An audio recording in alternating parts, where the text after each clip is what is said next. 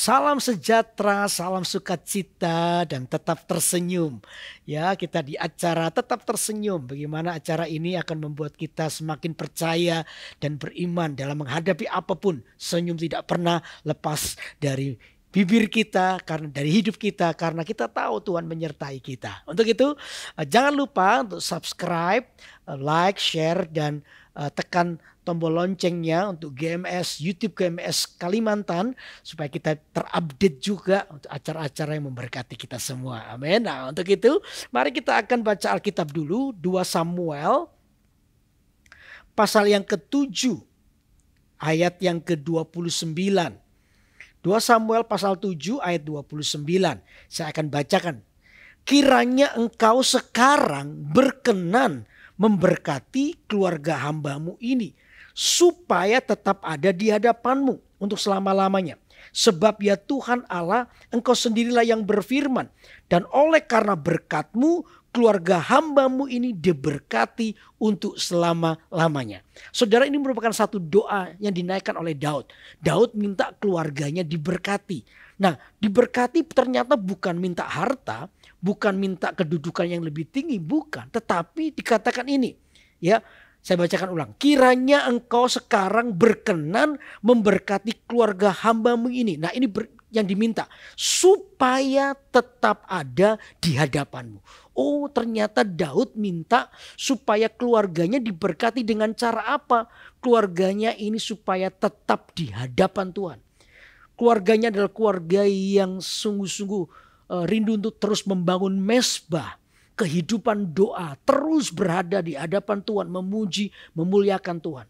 Daud sangat mengerti justru keluarga yang membangun mezbah adalah keluarga yang kuat di hadapan Tuhan.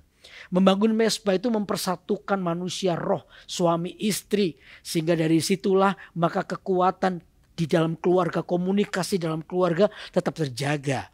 Nah, karena apa saudara? Iblis itu berusaha, makanya yang dihancurkan adalah ini loh. Korban sehari-harinya kita kepada Tuhan itu yang dihancurkan. Ada satu kisah nih, ya, 2 keluarga sama-sama Kristennya. Cuma bedanya keluarga A ini tidak pernah berdoa.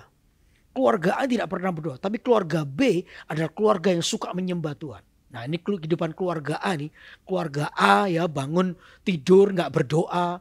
Oh no. Papanya keluar kamar baca koran. Ya, mamanya juga bangun tidur itu sibuk itu gelung-gelung bikin antena parabola.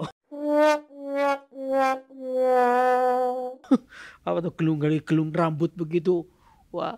Nah, tiba-tiba sementara mamanya lagi asik-asik gelung-gelung begitu, gelung-gelung rambut itu, papanya teriak dari luar, "Mah, kopinya mana?" Gitu. Mamanya bilang, "Ya sebentar." "Cepet mah." "Iya sebentar." "Aduh, kamu nih pagi kok ribut sekali sih." Akhirnya mamanya dongkol. Ya, tidak berdoa keluarga ini. Masuk dapur, ya, nyalain lampu yang 5 watt itu. Ambil gelas bener.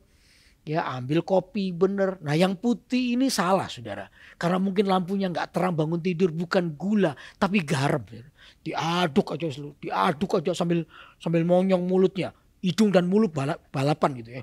Gitu. Ini tidak berdoa ya. Begitu sampai ke suaminya, "Ini minum kopinya." "Ya." Gitu. Begitu diminum saudara, slutup gitu. Waduh, di dunia ada 2 pengaruh. Pengaruh surgawi dan pengaruh duniawi. Kalau kita tidak mengizinkan pengaruh surgawi, maka yang mempengaruhi kita pengaruh duniawi. Betul nggak saudara? Ini keluarga tidak berdoa. Mereka tidak mengizinkan pengaruh surgawi, maka yang mempengaruhi adalah pengaruh duniawi. Begitu mak slutup, waduh, kopinya nggak manis, asin. Tiba-tiba keluar asap dari hidung dan telinga. Wah, suaminya ngamuk saudara. "Mama ya, kalau sudah nggak suka jangan begini caranya. Kopi kok jadi asin kayak begini. Mama ini memang sudah nggak sengaja ya. Wah, mamanya begitu lihat papanya marah, wah terpancing emosi. "Kamu memang cerewet ya. Sudah dibikinin kopi minta lagi, marah-marah lagi. Kamu ini cerewet, kita cerai aja." Wah saudara, cerai. Ya, di pengadilan ditanya, "Alasan cerai apa?" "Kopi pak." Kan nggak enak, betul nggak saudara? Ya, kurang hebat begitu alasannya. Lain sama keluarga B. Keluarga B itu begitu bangun tidur, suaminya mungkin bisa main gitar, dia ambil gitar, dia nyanyi. Saat pagi hari ku datang lagi. Menghadap Tuhan dan rendahkan diri. Mereka nyanyi memuji Tuhan. Buat kasih yang kau beri. Wah, mereka nyanyi, mereka menyembah Tuhan, mereka mengagungkan Tuhan, mereka mengizinkan pengaruh surgawi menguasai hati mereka. Lalu mereka baca Alkitab, saling mendoakan. Amin. Sudah selesai saat teduhnya. Mereka sudah berada di hadapan Tuhan. Lalu mereka melakukan aktivitas. Suaminya mungkin sama baca koran. Yang ibunya juga sama mungkin gelung-gelung antena parabola. Mungkin sama juga bapaknya teriak, "Mah, kopinya mana?" Mamanya bilang iya sebentar. Ya, jawabannya lebih halus karena sudah di hadirat Tuhan. Udah ambil masuk ke dapur. Mungkin ini karena tetangga lampunya sama 5 watt. Ambil gelas bener. Ya, ambil kopi bener. Saya mau tanya, manusia bisa salah nggak? Pendeta bisa salah nggak? Bisa, saudara. Ya ini mungkin karena nggak jelas itu ya. Yang putih mungkin sama. Salah, bukan gula tapi garam diambil, diaduk gitu. Sambil nyanyi, Tuhan berkuasa. Gitu. Tuhan berhatinya sukacita di dalam hadirat Tuhan. Tuhan berkuasa, bumi bersuka. Bumi bersuka, bumi bersuka, umatnya bersorak, ohoi, Tuhan berkuasa, diaduk itu, lalu dikasih ke papanya, nih Pak kopinya. Wah, papanya minum, saudara, maksud gitu. Waduh, kaget juga papanya. Tapi ingat prinsip ini, kalau kita ini ya saudara, ya gini loh, Anda tahu pasta gigi ya, pasta gigi itu di pabriknya diisi odol, betul? Lalu kita beli, waktu kita pakai, kita pencet, keluar apa? Odol. Nggak keluar duit, keluar odol. Saudara, betul nggak? Dipencet keluar odol. Sama dengan kita. Ketika kita mengizinkan hadirat Tuhan menguasai kita. Ya, mengizinkan berkat Tuhan, hadirat Tuhan, firman Tuhan ada dalam hidup kita. Lalu kita menghadapi hidup tiba-tiba mengalami masalah. Masalah itu selalu bersifat menekan hidup kita, betul nggak? Kepencet, ini diisi firman Tuhan, mengucap syukur, dipencet, set keluar apa? Ucapan syukur, betul nggak saudara? Karena apa? Hidupnya dipenuhi oleh ucapan syukur. Begitu minum kopi, mak selutup kaget. Tapi yang keluar gini, haleluya, puji Tuhan, glory gitu. So istrinya kaget, Pak. Minum kopi aja pakai haleluya puji Tuhan segala, kok semakin rohani sih kamu? Kenapa sih Pak? Papanya bilang kopimu pagi ini istimewa. Loh kok bisa? Ayo minum sendiri. Lalu istrinya minum. Pak seludup, oh glory bagi sang raja.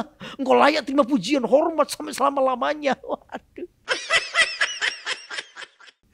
Suami istri ini saling mandang, lalu suaminya bilang, aduh kamu kok lucu ya, kopimu istimewa kan. Iya ya Pak, maaf ya. Wah, mereka cubit-cubitan pipi lalu cium pipinya. Waduh saudara, semakin mesra. Coba lihat kalau dari persoalannya kira-kira sama nggak prinsipnya? Sama, tapi bedanya apa? Hadirat Tuhan itu mengcover hidupmu. Amin. Perceraian dibatalkan karena apa? Karena hadirat Tuhan. Setiap kita ini punya konflik, masalah keluarga pasti punya konflik. Tapi selama hadirat Tuhan ada di antaramu, tenang. Tuhan mengcover hidupmu. Amin. Wah, iblisnya A dan iblisnya B ketemu di tengah jalan. Yang iblisnya A semakin gemuk, yang B semakin kurus. Tanya, kenapa kok kami semakin kurus? Itu loh, berdoa terus. Susah bohonginnya. Ditipu gak bisa, doa terus. Persoalannya sama tapi prinsipnya. Ketika hadirat Tuhan diizinkan, maka hadirat Tuhan yang menolong hidup kita. Karena itu suami istri, seperti kata Daud berkata begini, kiranya engkau memberkati keluargaku, bukan harta. Ya pasti harta akan datang, bukan kedudukan juga, bukan itu. Tetapi biar keluargaku tetap ada di hadapanmu untuk selama-lamanya.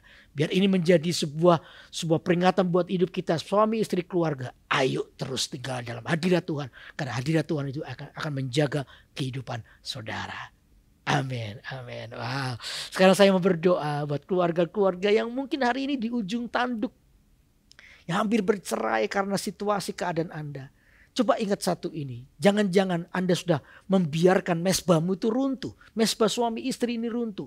Maka komunikasimu dikacaukan. Tapi hari ini ketika Anda dengar acara tetap tersenyum ini, mari kita mulai berkata, aku mau memperbarui komitmen dengan Tuhan. Saya percaya Tuhan pasti pulihkan hidup Anda. Amin. Amin. Kalau Anda bersama dengan suami atau istri, coba gandengan tangan. Ayo kita doa sama-sama. Tuhan Yesus, hamba berdoa untuk setiap pasangan suami istri. Tuhan, Engkau ada di antara mereka. Kalau Engkau ada di antara mereka, berkat-Mu dicurahkan buat hidup mereka. Sehingga mereka menjadi orang-orang yang mengalami pemulihan. Sehingga ketika Tuhan ditinggikan, Tuhan menuntun hidup mereka, maka hidup mereka, keluarga mereka akan disebut yang diberkati dan berbahagia untuk selama-lamanya. Gitu. Karena itu hamba berdoa ya Tuhan, biar pulihkan keadaannya. Setiap mereka komunikasi yang rusak, Tuhan pulihkan kembali. Hari ini biar namamu ditinggikan. Karena itu berkat Tuhan dicurahkan buat hidup mereka. Di dalam nama Tuhan Yesus hamba berdoa. Haleluya. Yang diberkati katakan sama-sama. Amin. Tuhan berkati.